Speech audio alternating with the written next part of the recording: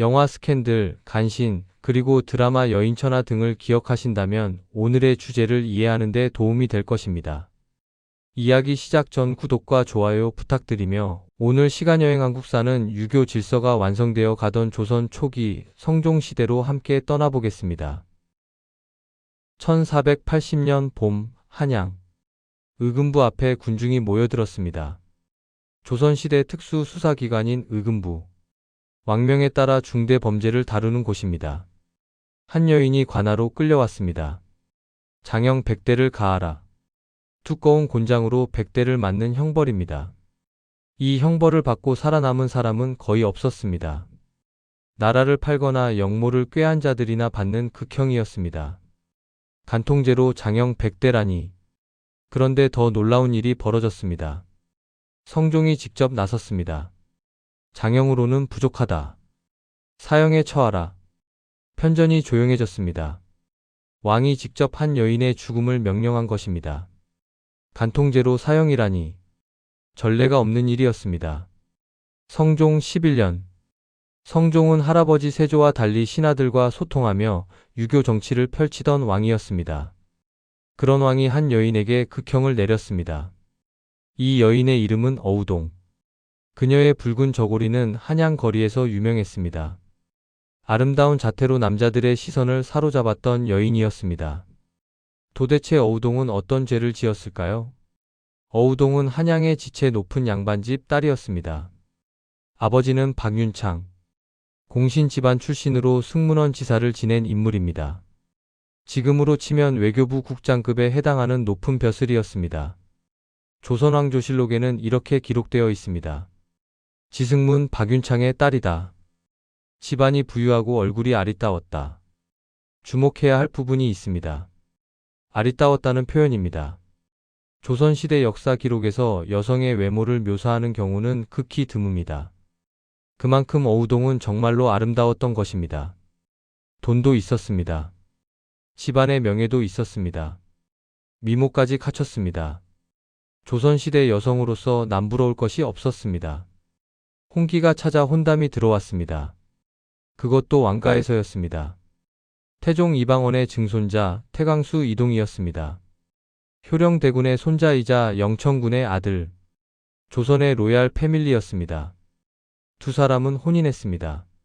어우동은 왕족과 결혼하며 자동으로 신분이 상승했습니다. 정사품 숙인이라는 품계를 받았습니다. 오늘날 상급 공무원에 해당하는 지위였습니다. 왕실 족보인 선원록에도 이름이 올랐습니다. 지체 높은 양반집 딸에서 왕실의 종친 며느리로 다시 한번 업그레이드 된 것입니다. 남편과의 사이에서 딸도 태어났습니다. 이때까지만 해도 행복한 결혼생활처럼 보였습니다. 하지만 그 행복은 오래가지 못했습니다. 결혼생활이 풍비박산 나는 사건이 벌어졌습니다. 남편 태강수 이동이 어우동을 쫓아냈습니다. 이런 여자는 못 살겠다. 종친의 며느리가 집에서 쫓겨난 것입니다. 이유가 무엇이었을까요? 태강수 이동은 주장했습니다. 어우동이 은장과 바람을 폈다. 성현이 쓴 용제총화에는 이동의 주장이 자세히 기록되어 있습니다. 어우동이 은장을 좋아해 남편이 나가고 나면 계집종의 옷을 입고 장인 옆에 앉아 그릇 만드는 솜씨를 칭찬했다. 마침내 내실로 끌어들여 날마다 마음대로 음탕한 짓을 하다가 남편이 돌아오면 몰래 숨기곤 했다. 남편의 일방적인 주장이었습니다. 하지만 놀라운 반전이 있었습니다.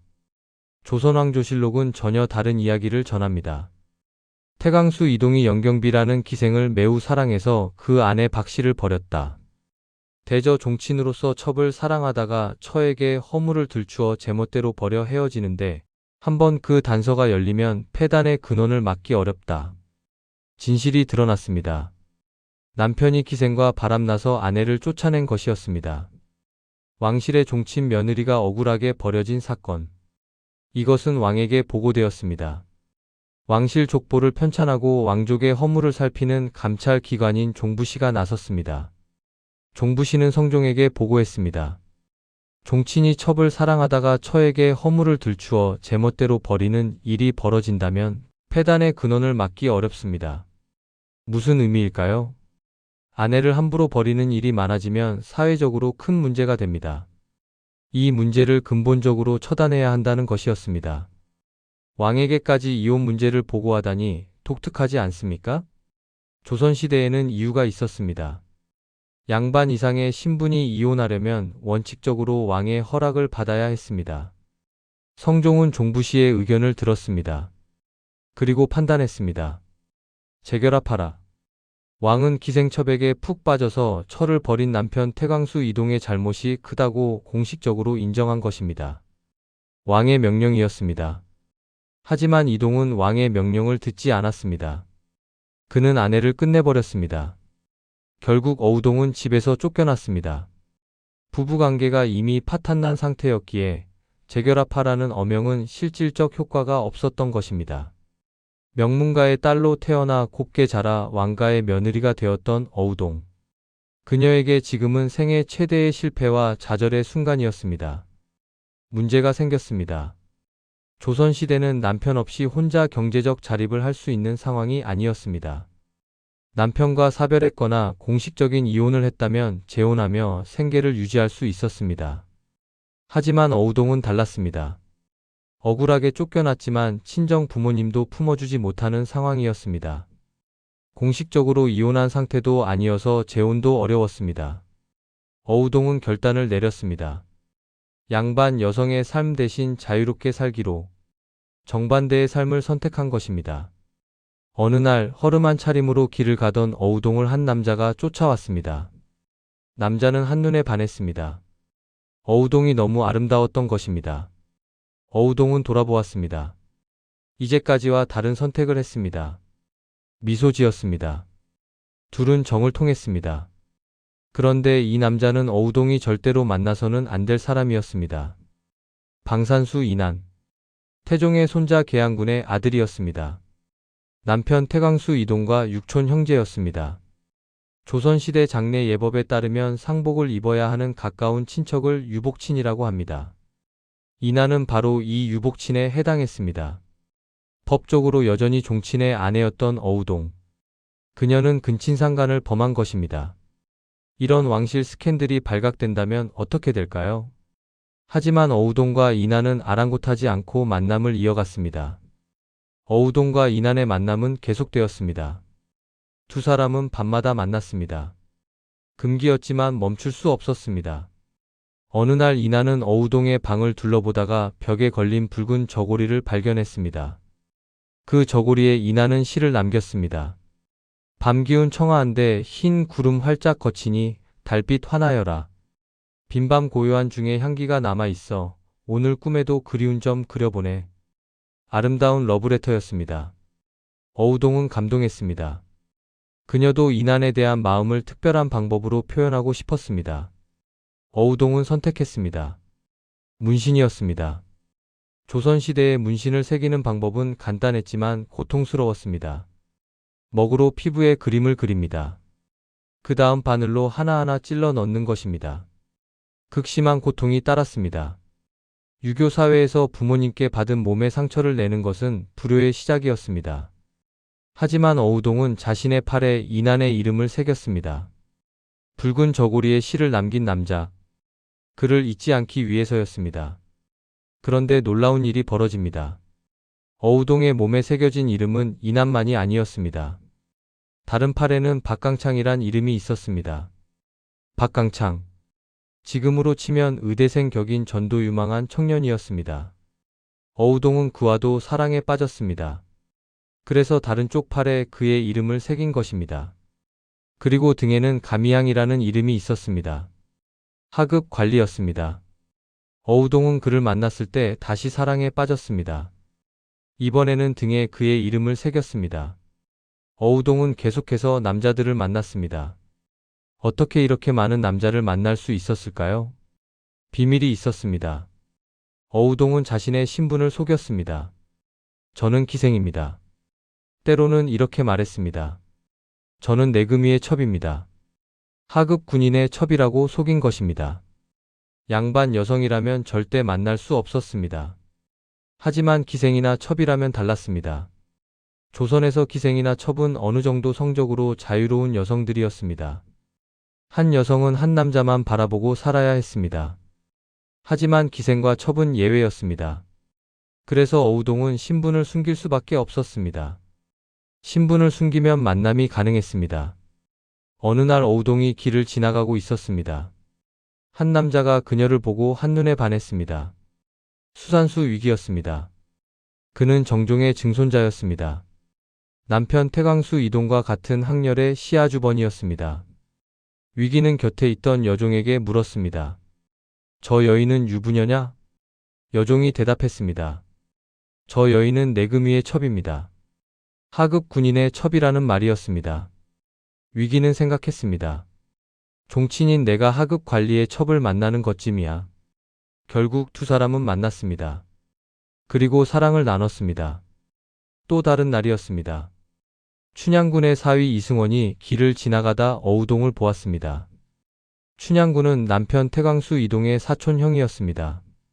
이승원은 그 사촌형의 사위였습니다. 이승원도 한눈에 반했습니다. 저 여인은 누구냐? 여종이 대답했습니다. 지방에서 온 기생입니다. 기생이라는 말에 이승원은 안심했습니다. 둘은 만났고 사랑을 나눴습니다. 어우동은 왕가의 남자들과 얽히고 설킨 관계를 맺어갔습니다. 그녀의 화려한 행적에 대한 소문이 한양에 퍼졌습니다. 당시 기록에는 이렇게 남아 있습니다.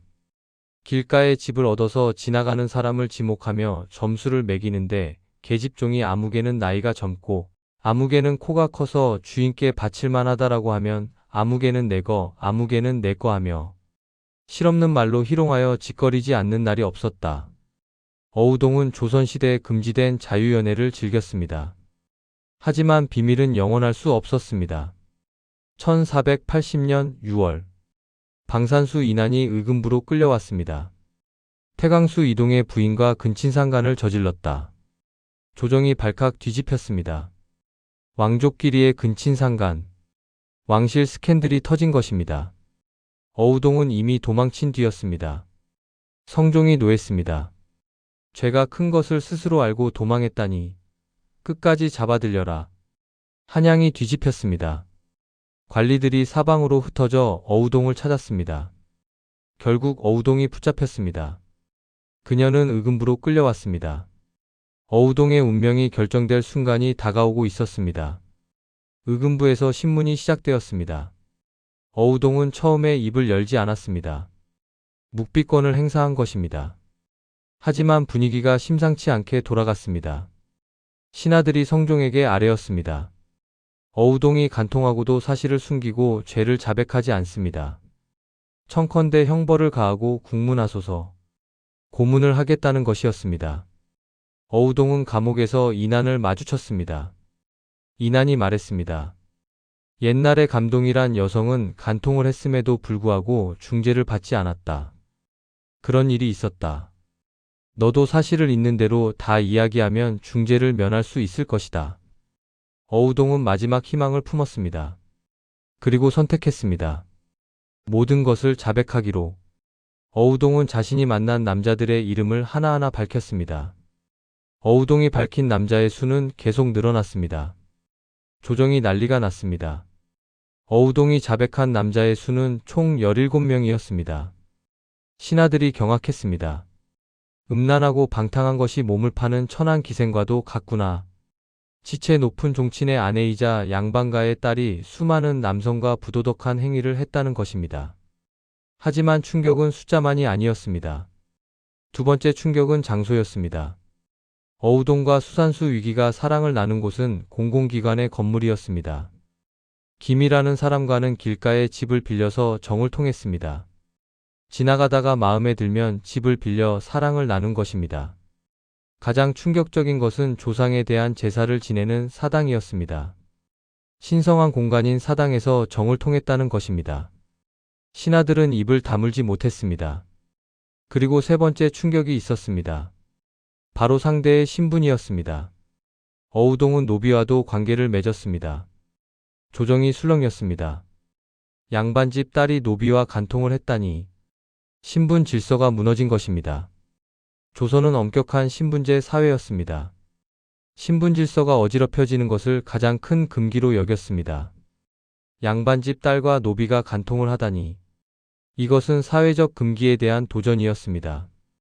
게다가 하위 신분의 남성이 상위 신분의 여성과 관계를 맺었다는 것. 지배층의 권위에 대한 위협으로 받아들여질 수밖에 없었습니다. 어우동이 신분을 가리지 않고 사랑을 나눴다는 것은 조선의 기본 이념을 무시한 행동이었습니다. 그래서 더 큰 문제가 되었던 것입니다.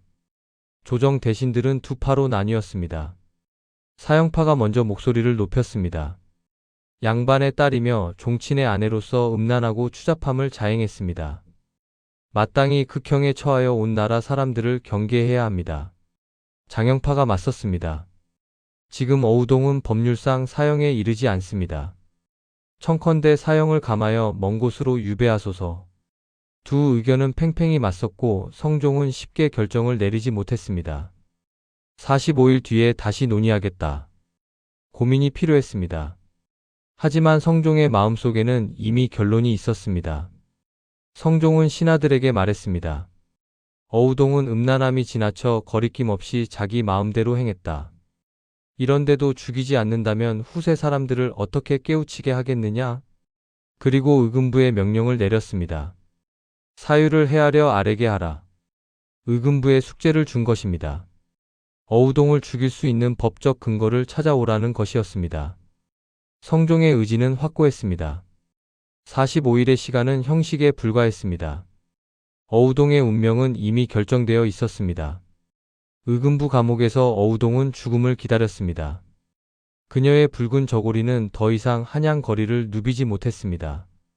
어우동이 넘은 선은 너무 많았고 조선이라는 국가가 용납할 수 없는 선이었습니다. 어우동의 자백은 그녀의 무덤을 스스로 판 것이었습니다.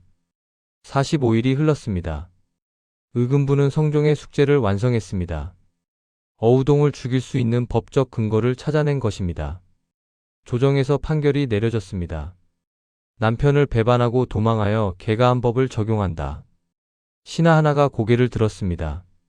그러나 어우동은 남편을 배반한 것이 아니라 쫓겨난 것 아닙니까? 재혼도 하지 않았습니다. 반론이 나왔습니다. 하지만 성종의 뜻은 확고했습니다. 교부 대시에 처한다. 교부 대시. 목을 메어 죽이되 가을까지 기다리지 않고 즉시 집행한다는 뜻입니다. 원래 사형은 추분, 즉 가을까지 기다렸다가 집행하는 것이 원칙이었습니다. 왜 기다렸을까요? 사면이나 감형의 기회를 주기 위해서였습니다. 누명을 벗거나 왕의 특별한 혜택을 받을 수 있는 마지막 기회였습니다. 하지만 어우동에게는 그런 기회조차 주지 않았습니다. 성종이 말했습니다. 고려 말세의 음란한 풍속이 다시 일어날까 두렵다. 그리고 강조했습니다. 어우동의 처벌은 단순한 형벌 적용의 문제가 아니다. 풍속을 바르게 이끌어가기 위함이다. 어우동은 본보기가 되어야 했습니다. 어우동의 죽음으로 조선의 모든 여성들에게 경고하는 것이었습니다. 신분을 넘지 마라. 욕망을 드러내지 마라. 남편 없이 살려 하지 마라. 어우동은 의금부 감옥에서 마지막 날들을 보냈습니다. 그녀는 더 이상 말이 없었습니다. 처형일이 정해졌습니다. 함께 사랑을 나눴던 17명의 남자들은 어떻게 되었을까요? 놀랍게도 단 한 명도 목숨을 잃지 않았습니다. 방산수 인하는 장형을 받았지만 곧 풀려났습니다. 박강창은 귀양을 갔다가 돌아왔습니다. 수산수 위기는 돈을 내고 풀려났습니다. 심지어 일부는 무고로 인정되어 아무 죄도 치르지 않았습니다. 같은 죄를 지었는데 왜 이렇게 처벌이 달랐을까요? 당시 위정자들의 논리는 이랬습니다. 천안기생과도 같은 행동을 한 어우동 때문에 오히려 뜻있는 선비들이 큰 피해를 본 것이다. 남자들은 피해자였습니다. 어우동이 유혹했다는 것입니다. 모든 책임은 어우동에게 있었습니다. 감방 창살 사이로 달빛이 스며들었습니다. 밤 기운 청아한데 흰 구름 활짝 거치니 달빛 환하여라. 이난이 남긴 시의 구절이 떠올랐습니다. 하지만 이제 그 달빛 아래서 자유롭게 걸을 수 없었습니다. 어우동은 붉은 저고리를 가슴에 안았습니다. 처형일 아침이 밝았습니다. 한양 저작거리에 군중이 모여들었습니다. 사람들은 호기심 어린 눈빛을 하며 수군거렸습니다. 어우동은 수레에 실려 나왔습니다. 그녀의 머리에는 붉은 저고리가 두른 채 메어져 있었습니다. 군중은 그녀에게 돌을 던졌습니다. 욕설이 쏟아졌습니다. 하지만 어우동은 고개를 들고 앞을 바라보았습니다. 눈빛이 흔들리지 않았습니다. 수레가 천천히 형장으로 향했습니다. 교수대의 밧줄이 바람에 흔들렸습니다. 형리가 어우동 앞에 섰습니다. 마지막으로 할 말이 있는가? 잠시 침묵이 흘렀습니다. 군중이 숨을 죽였습니다. 어우동은 천천히 입을 열었습니다. 나는 후회하지 않습니다. 군중이 웅성거렸습니다. 하지만 어우동의 목소리는 흔들리지 않았습니다. 남편에게 쫓겨나 갈 곳이 없었습니다. 친정도 나를 받아주지 않았습니다. 어우동이 말을 이었습니다. 살기 위해 선택했을 뿐입니다. 형리가 손을 들었습니다. 더 이상의 말은 허락되지 않았습니다. 형리가 어우동을 교수대로 끌고 갔습니다. 어우동은 끌려가면서도 고개를 숙이지 않았습니다. 밧줄이 그녀의 목에 걸렸습니다. 어우동은 아무런 말을 하지 않고 하늘을 바라보았습니다. 신호가 떨어졌습니다. 밧줄이 팽팽해졌습니다. 어우동의 몸이 공중에 떴습니다. 군중은 숨을 죽이고 지켜보았습니다. 어우동은 끝까지 비명을 지르지 않았다고 전해집니다. 붉은 저고리가 바람에 흔들렸습니다. 그리고 모든 것이 끝났습니다. 5년 뒤인 1485년 경국 대전이 반포되었습니다. 조선을 다스리는 기본 법전이었습니다. 경국 대전은 여성에게 더욱 엄격한 규범을 요구했습니다. 재혼은 절대 금지였고 재혼한 여성의 자손은 과거에 응시할 수 없었습니다. 어머니가 재혼하면 자식의 미래가 막히는 것입니다. 경제적으로 막막한 과부들은 생존의 위협을 받았습니다. 자식 없는 젊은 과부의 재혼을 허락하자 절충안이 나왔습니다. 하지만 거부당했습니다. 굶어 죽는다는 핑계로 정절을 잃는 과부가 많아질 것이다. 굶어 죽더라도 정절은 지켜야 한다는 것이었습니다. 내외법도 엄격해졌습니다. 여성들은 집 밖으로 나갈 때 장옷으로 얼굴을 가려야 했습니다. 가마도 사면에 벽이 있는 옥교자를 타야 했습니다. 밖에서 안을 볼 수 없도록 완벽히 차단한 것입니다. 우리가 흔히 생각하는 조선의 여성상. 그것은 바로 성종 때 만들어졌습니다. 어우동은 그 시대의 첫 번째 희생자였습니다. 오늘 이야기가 좋으셨다면 구독과 좋아요 부탁드리며 다음에도 더 좋은 역사 이야기로 찾아뵙겠습니다. 과거와 현재를 잇는 이 여정 시간여행 한국사가 함께 하겠습니다. 감사합니다.